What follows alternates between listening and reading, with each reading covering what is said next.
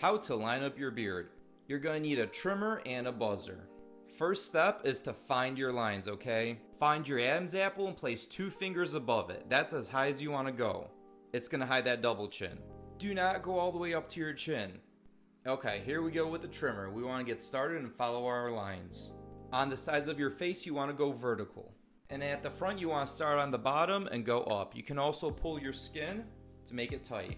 The reason why we're using a trimmer at the start is because if you use the buzzer, it's going to pull the hair and it really hurts.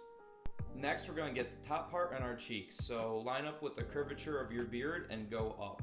If your mustache is getting kind of long, you can trim that up as well. Just like on the neck, I start at the bottom and go up. Look around and make sure you didn't miss any spots as well. Next, we're going to get our sideburns. So I pull my hair down and make sure it's straight, and then I get a clean cut and go down. And don't worry, we're going to blend it in later. Some people like to leave their beard connected to their sideburns. That's okay. And like I said, here's the guard. Now we're going to blend this area in so that it doesn't look too awkward.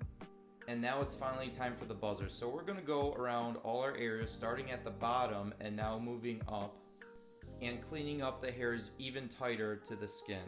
I'm going against the grain of the hair. And we're going to do the same thing on top on our cheeks. Make sure they're super clean. Take some time to look around. Make sure you didn't miss anything. I wanted my hair by my cheeks to be faded in a little bit, so I faded that in with the trimmer with the guard. Lastly, let's do a little cleanup. Make sure no one's mad at us. I use my product, the Beard Bar. Super simple tool. If you're interested in it, I have the link below. Okay, bye.